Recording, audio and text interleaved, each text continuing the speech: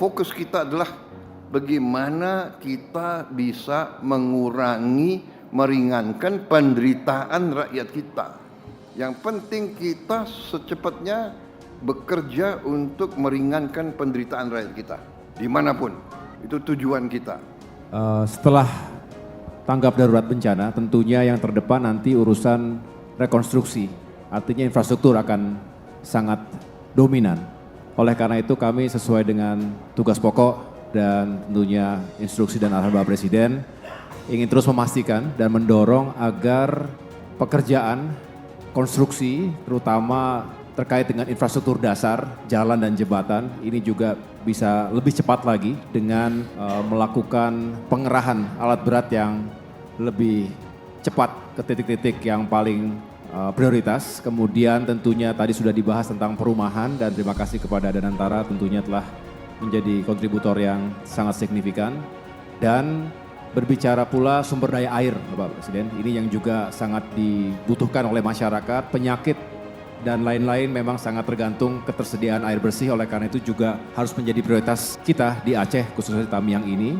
Dan yang terakhir tentunya fasilitas umum pendukung, apakah itu pendidikan, kesehatan dan juga rumah-rumah ibadah. Dengan demikian tentu kami berharap kerjasama yang sudah semakin baik dan semakin ketat ini akan bisa terus ditingkatkan dan tentu bisa dilihat progres demi progres. Hari ini bisa kita lihat tadi menyusuri kota Tamiang tentunya sudah jauh lebih baik dibandingkan kondisi sebelumnya.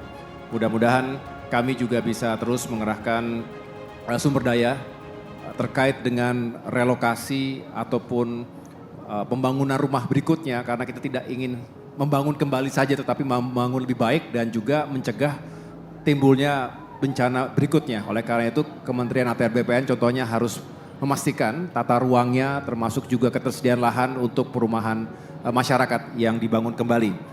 Lalu Kementerian Pekerjaan Umum tentu bertugas sesuai dengan fungsinya dan terakhir Kementerian Perumahan Rakyat kita berharap juga bisa segera mempercepat proses pembangunan rumah dan memang secara intuisi kita membangun rumah yang rusak berat dulu Bapak, tetapi sebetulnya kalau kita bisa cepat memperbaiki rumah-rumah yang rusak ringan justru akan terus mengurangi camp-camp pengungsian karena mereka berarti dengan cepat bisa kembali ke rumah masing-masing.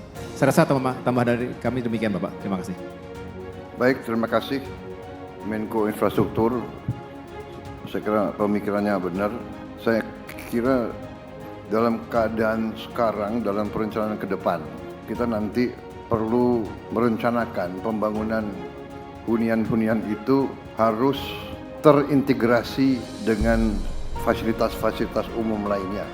Jangan tersendiri, jadi harus diintegrasikan. Saya kira segera nanti ya Menseknek kita keluarkan nanti impres untuk membentuk, apakah kita namakan badan atau satgas rekonstruksi dan rehabilitasi segera supaya ada perencanaan yang terintegrasi.